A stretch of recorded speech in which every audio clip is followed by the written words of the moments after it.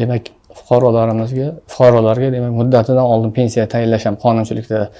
nazarda tutilgan. Ya'ni shu fuqarolarning davlat pensiya ta'minoti to'g'risidagi qonunning 14-moddasida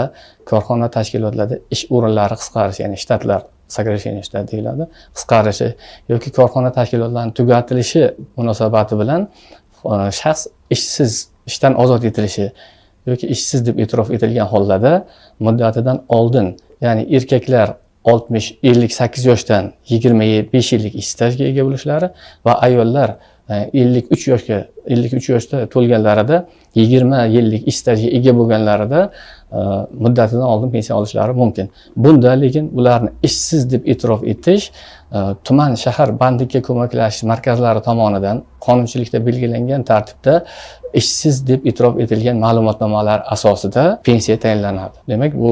fuqarolarimiz ish o'rinlari qisqargan hollarda ishdan ozod etilganda va mana shu qonunda belgilangan yoshlarda to'g'ri kelgan hollarida bevosita o'sha birinchi navbatda